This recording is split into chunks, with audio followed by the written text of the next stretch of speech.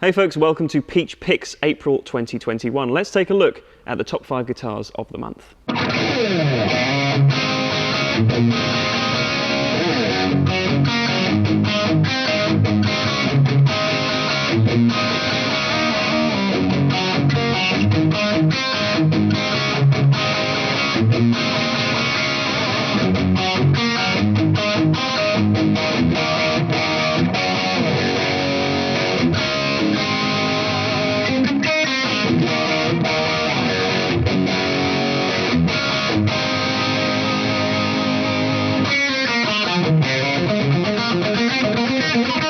Hello folks, Jack here from Peach Guitars. I hope that you've had a fantastic April, and as we're at the end of the month, we wanted to bring in round 2 of the Peach Picks series that we set up last month, where we just focus on what we consider to be the top 5 guitars that we've received this month. Now, as we had a similar problem with March actually, April has just been a wash with so many different deliveries and unboxing videos that we've done. You may have seen several of them on the channel already. It was very hard to choose just 5, but we feel that we've done that and we've picked 5 of the coolest and probably the best sounding and looking guitars as well that we remembered, at least, from this month. So in case you've missed this stuff, the reason for that is all our listing videos now live over on the Peach Boutique YouTube channel, which you can find linked down below or up in the top corner of the screen as well. So if you haven't seen that before, head over there when you finish with this video and you can check out the full range of the stock that we've had in. I think we've shot about 90 listing videos this month alone, and that's not including all the stock that we've had, because obviously there's left-handed guitars and customer guitars as well that we haven't played. So there's been a huge selection. That's where everything lives, but right here we want to focus on the top 5. So let's get into the list.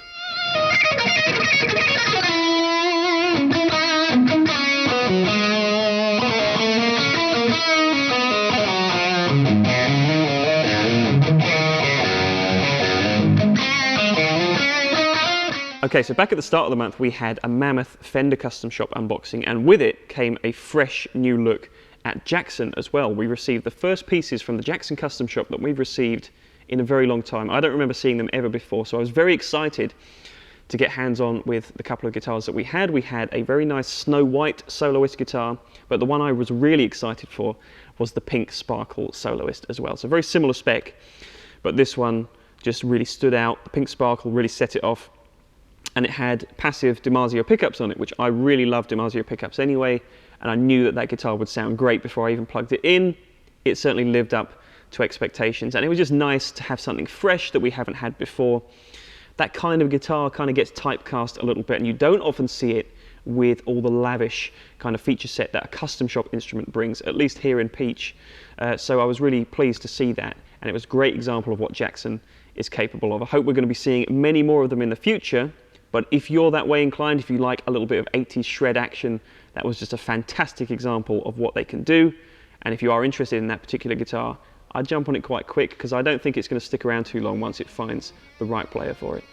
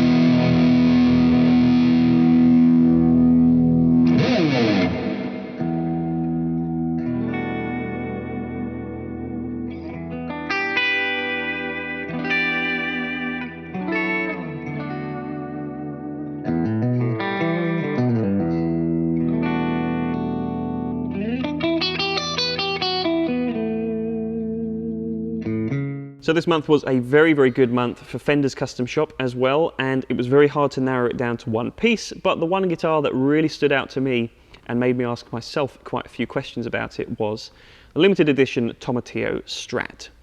Tahitian coral was the finish, which is something quite unusual. We don't see that very often.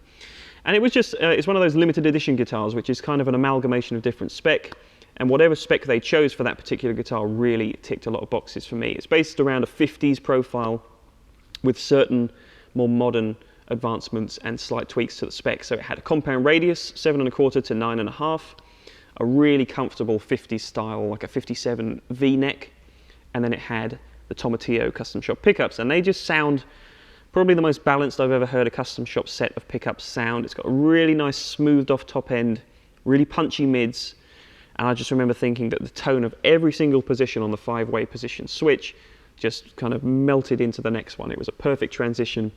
I love when Strats have that quality. It's very hard to find, but when you do find it on a great guitar like that, with unique looks as well, like the Tahitian coral offers, I think it was just a bit of a home run. So I was really pleased with that guitar, and I'm very pleased to offer it in this top 5 video for April.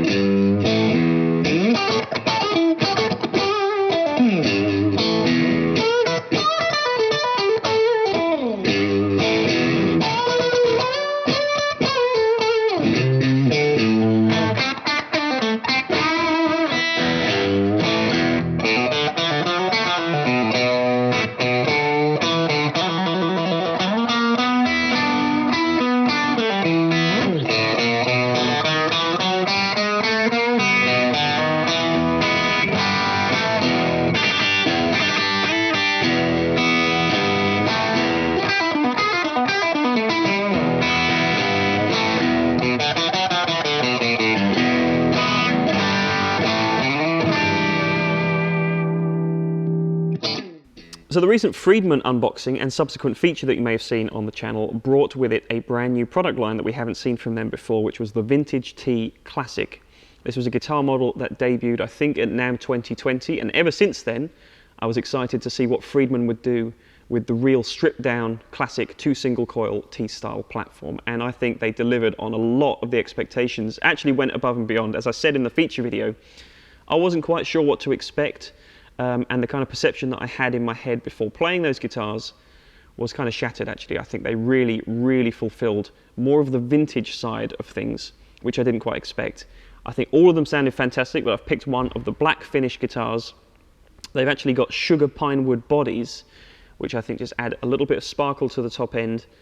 But unlike most of the kind of modern T-style guitars that try and dip their toe into the vintage world, this guitar had that really smooth top end that I've really only heard kind of Fender and Exotic do that very well. Certain other brands do it in their own way, but I was really impressed with the Vintage T Classic. I think there's great examples in all different colors, so whatever you're looking for, there is an option, but this is probably the best sounding one of the bunch, so I hope you enjoy it.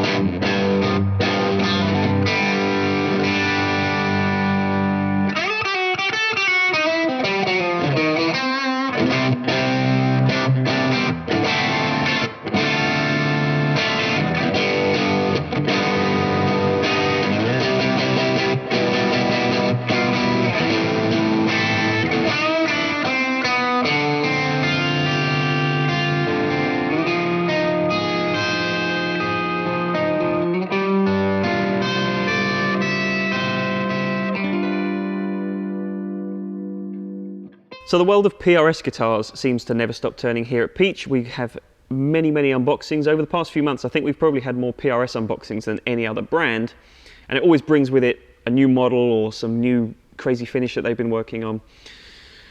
The one that really impressed me the most, though, was just pretty much a bone stock McCarty 594 in a very gorgeous aquamarine. It came as part of 5 or 6 other PRS guitars. Every single one of them was knockout, but that one really stood out to me, not only in terms of its visuals, but when you find a good McCarty, they have this really wide open top end kind of zingy sound that I really like. They're obviously very versatile and flexible guitars as well, but that one just seemed to have all the right components, at least for me. There's plenty of other choice from PRS for this month alone, but that was the clear winner for me. I really enjoyed playing it, and hopefully you'll get that from the clip that you're about to see.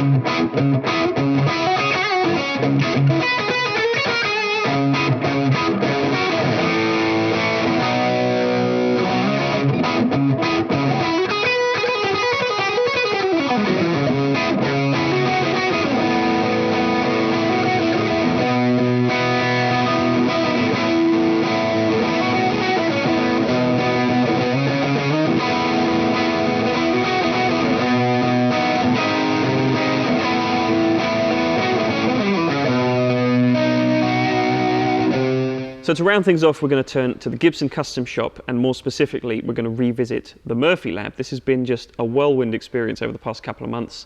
When we first saw the Murphy Lab debut in March, those instruments were really impressive, and I thought I was kind of curious to see how they'd managed to sustain it going forwards.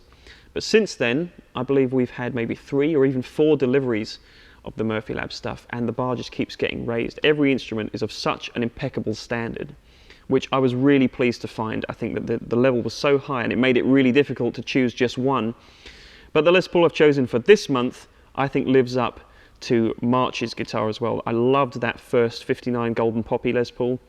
This one is a 1960. I think everything about this was right. The tone was great. I'm actually starting to favour the 1960 Les Pauls with that slightly thinner sound and that slightly more focused tone. And just the finishes, because all the finishes are unique to the year of reissue as well. And the 1960 finishes seem to have the best balance of really nice flame with a little bit of an interesting colour set as well. And to top it all off, this particular guitar has one of the hand-picked tops that was chosen by John on a recent visit to the Nashville factory. Hopefully this clip will show you just how well these guitars deliver that really biting, shimmery, clean tone, as well as the hefty, mid-rangey rock tone that Les Pauls are known for.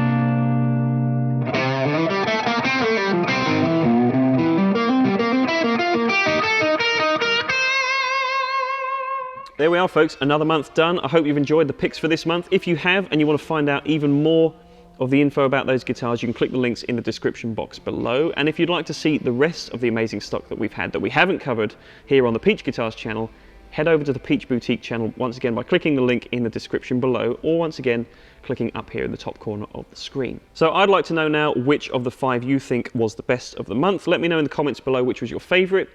And also let me know if there's anything you saw over on the Peach Boutique channel that you think should have made the cut. So thank you very much as always for watching, folks. Be sure to leave a like down below if you've enjoyed it. Make sure you subscribe to this channel and to the Peach Boutique channel so you don't miss out on anything that we make in the future.